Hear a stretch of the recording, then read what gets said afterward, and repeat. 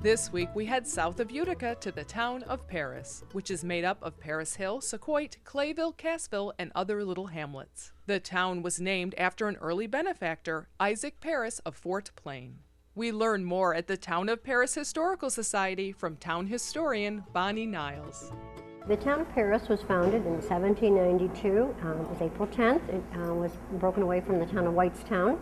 Dr. Amaziah Royce was one of the first settlers here, but it was named for Isaac Paris, who was a colonel, and he was in Fort Plain, New York. He was a merchant there, and the inhabitants of Kirkland, Clinton, and Paris, because they were all part of the town of Paris up until 1827, they were starving, and they needed to have someone to go down to Fort Plain and ask this man, would you be able to send some supplies up to us so we don't starve?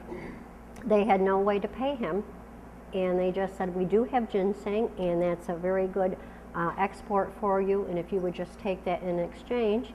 And he said he would, and by flatboats they sent up Virginia cornmeal and various other items to help these people from starving. And so then the town said we should name our town Paris for him, because prior to that it was known as Shacksboro up in the Paris Hill area. One of the many artifacts here in the museum is this bow. It was made in the 1880s by a Cheyenne Indian for one of the young girls here, and her name was Catherine Agnes Tiernan.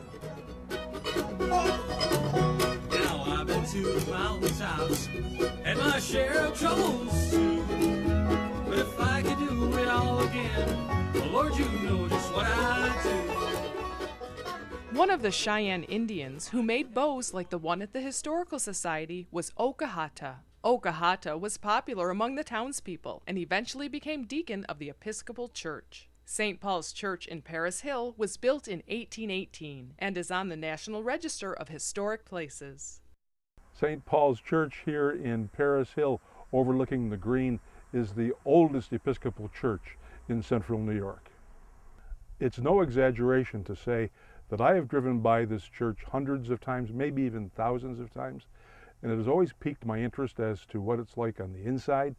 Well, today I had the opportunity to go inside, and of course to go inside the church you have to go through the front doors here, and they're painted red. I've always been curious as to why the doors on Episcopal churches are painted red.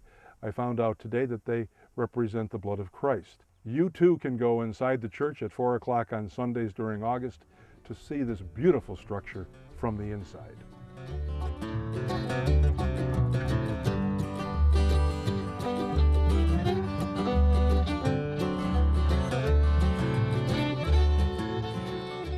We're in St. Paul's Cemetery next to a gravesite. The gravesite is for an Indian Cheyenne woman named Nomi, who has a very interesting connection to the community.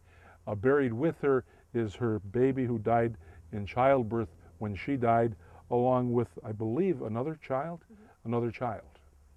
She came here with her husband, Okahata, who went on to become the deacon of St. Paul's Parish. After his death, he was the first Native American to be named a saint by the Episcopal Church.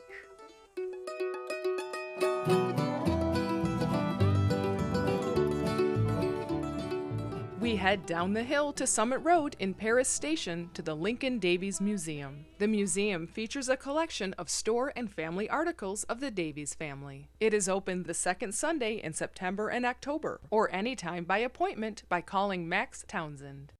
The Davies farm has been here since the early 1800s, and then in 1869 the railroad came through. There was an opportunity.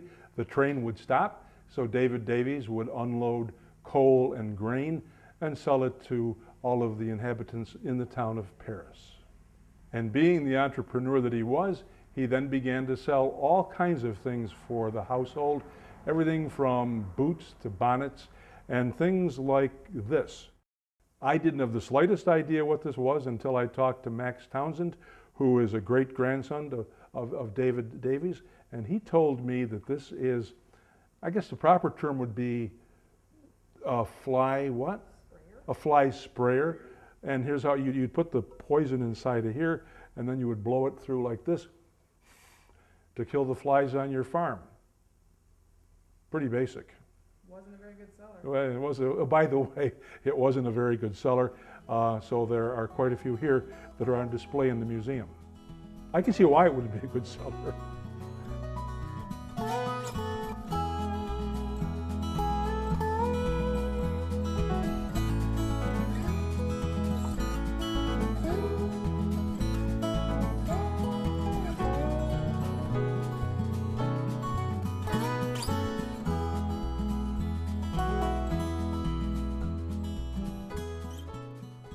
The town has an active garden club that meets the third Tuesday of the month, typically at the Historical Society. We tour the garden of Lucille Rozier, the president of the Sauquoit Valley Garden Club. We get together monthly. We publish a yearbook called Sauquoit Valley Garden Club, and we have a theme. And our projects and our programs should follow that theme. So this year we chose celebrating Dr. Asa Gray, the famous botanist. He was born here in Sauquoit in 1810, so it's his 200th birthday. And all of our programs are centered around learning more about him. Lucille tells us about her latest inspiration, creating a New York State garden. South Carolina is famous for their fence gardens. So when I got home a couple years ago, I started researching if New York State has what they call a state garden. And I found out that they don't. Not as far as I've been able to find out. So I planned my own, and we put in the split rail fence and the stone wall to honor the early settlers. Then the bluebird house, the roses, the turtle is our state reptile. And then I started studying the rocks. And we don't have like a New York State rock. I thought maybe it'd be sandstone or limestone or something, and it is not. We have a fossil, and it's called Eurypterid, and it's the ancestor of the horseshoe crab. And my chances of finding one of those, I thought, was pretty remote. So I put in rock that is indigenous to the town of Paris. And what's that called? And it's called horse bones, and it does resemble in many ways a bony type of structure. It's a very porous limestone, so it is kind of brittle. It'll break apart.